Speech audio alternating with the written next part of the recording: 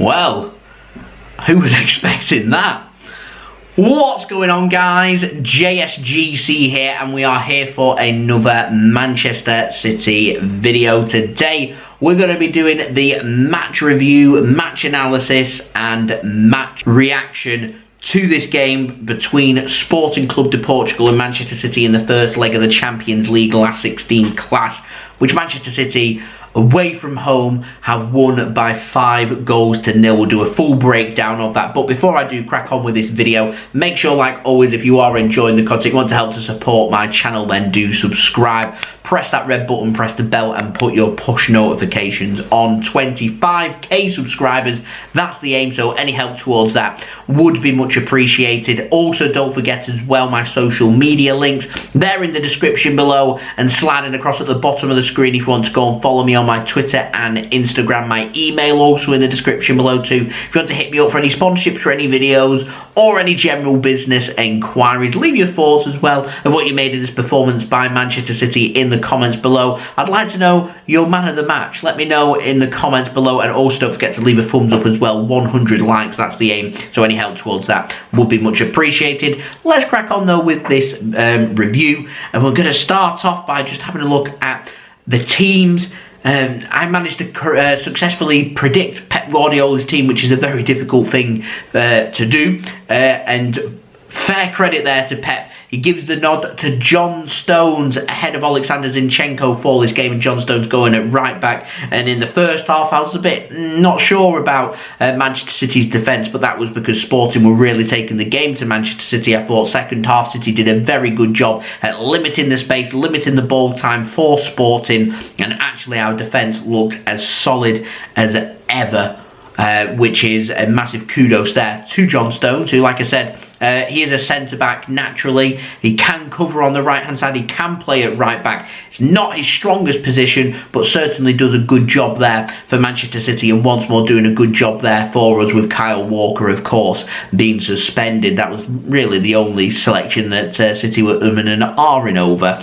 So, into the game, 7 minutes in, Riyad Mahrez gave Manchester City the lead. We had a VAR check that lasted about 2 minutes. Kevin De Bruyne looked a good yard offside, so I was wondering what was taking them so long. When I looked at a different camera angle, Kevin De Bruyne was perfectly onside, and Sporting seemed to have just kind of hesitated and stopped playing, thinking that it was offside. You played to the whistle, and Mahrez just bundled it home. A good pullback from Kevin De Bruyne, another assist for him, and a goal for Riyad Mahrez, Man City's top goal scorer, of course, for this season in all competitions. And then arguably the pick of the lot, the second goal from City. A corner comes in, not dealt with by Sporting on 17 minutes, and Bernardo Silva on his strong left foot just absolutely smashes the ball in off the underside of the crossbar. If you haven't seen it already, go and check it out. It's a cracking finish. It doubles Manchester City's lead, and Sporting after 17 minutes are right up against it. Gets even better 15 minutes later, 3-0 to Manchester City. This time it's Phil Foden bundling home for Manchester City from Riyad Mahrez, an assist for him squaring it across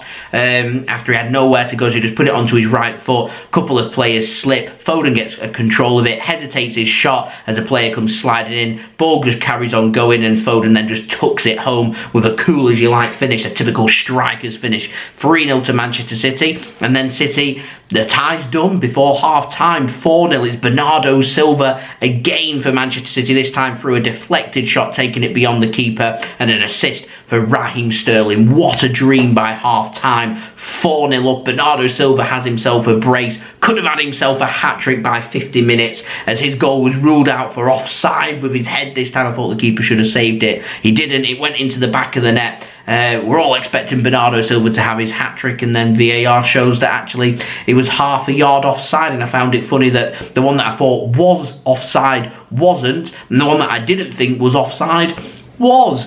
Crazy how football works, but City only had to wait 8 minutes to get that fifth goal. This time came through an assist for Bernardo Silva, not his hat-trick goal, and instead it was Raheem Sterling carrying on his good form with a beautiful finish, 25 yards out, wrapping his right foot onto it and into the top corner. It's a competition between Bernardo and Raz for which goal was the best goal from this game. Two cracking finishes. Like I said, go and watch the highlights and let me know which goal do you think was better. Let me know in the comments below. But I think it's a no-brainer for my man of the match for this game. Bernardo Silva got his associations, of course, with Benfica. That went down really well in the stadium when he got substituted off. He looked well up for this game, and it was a cracking performance from Manchester City. And the stats showed that Sporting took the game to City, and yes, City had better distribution and better possession than Sporting did, but Sporting were overcommitting. 5 to 7 players pressing City at any one time, and City were finding it a bit too easy to be able to beat the press.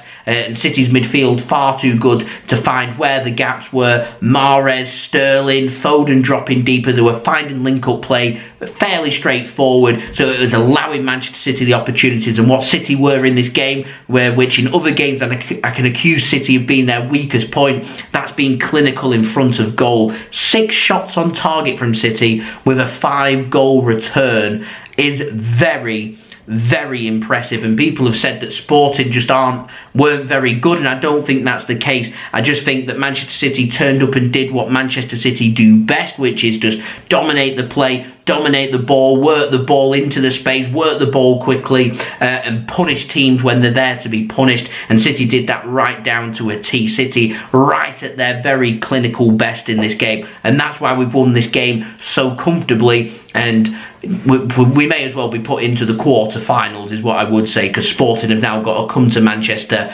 and beat us by an aggregate of 5 to take it into extra time. If they want to knock us out in normal time, they need to beat us by 6, which it's not going to happen. This result now does mean that Manchester City are in a position where we can rotate a little bit more with that game. We've got a very important Manchester derby coming up just before that game, so we can put our focus into that and rotate more for the second leg. I know that Joao Cancelo and Kevin De Bruyne are on yellow card warnings. If they get a yellow card in that second leg, then they will be suspended for the first leg of the quarter-finals, so that's not what City want. So these players wouldn't be playing. Any players that's got little knocks or needing a rest, I'd give them that rest, and a good opportunity for some rotated players and young players to be given the nod for that second leg to show what they can do, and some more vital Champions League experience against, in my opinion, a very good Sporting team. They played a good game considering they lost 5-0. I thought the fans were fantastic. The atmosphere in there looked insane, and I did notice that when Raheem Sterling scored his goal, there were Sporting fans on their feet giving him a round of applause. They were impressed with Raheem Sterling's goal, which was very nice to see. So I have a lot of respect for the Sporting fans. I have a lot of respect for Sporting Clube de Portugal as a football club as well. I'm looking forward to the second leg. City, though, just far too good in this game, and it puts City now on the cusp of the Champions League quarter-final. Our aim is to win the Champions League, and so we needed this result, and this result couldn't have been better for Manchester City. I don't really have too much of an analysis because I thought we were brilliant. There isn't too much we can improve upon. We've got a 93% pass completion rate. That's how good City have been. This was a perfect clinical performance from Manchester City. My only analysis of what City could improve on is stop straying offside, and Bernardo Silva could have had his hat-trick, but in my opinion, I thought he did deserve. And it was nice to see Liam Delap come off the bench for City. Maybe we could have seen a youngster or two come on for City as well towards the latter parts of the game, but Pep went for the rotated players rather than the youngsters, which fair enough, but you know, I always like to see young players. We got to see Liam Delap, which I'm happy for. Just leaves me craving seeing some more young players for Manchester City as well. But this is very much job done by Manchester City. So they're my thoughts. Let me know your thoughts in the comments below, including which goal was better, Bernardo's, or did you think it was Raheem Sterling's? Let me know in the comments below. Let me know your thoughts as well of this result for Manchester City. Also, don't forget as well to leave a thumbs up if you did enjoy this video. Aiming for 100 likes, so any help towards that would be much appreciated. Subscribe as well if you're new around here and enjoying the content. We're on that push now, like I said, to 25,000 subscribers, so any help towards that would be much appreciated. Also, don't forget as well, social media links, they're in the description below and sliding across at the bottom of the screen if you want to go and follow me on my Twitter and Instagram. My email also in the description below too if you want to hit me up for any sponsorships for any videos or any general business enquiries, and I'll see you guys all again very soon for the next Manchester City football video. So I've been JSGC. Thank you everyone for watching. I hope everyone is safe and well. Peace. Ciao for now.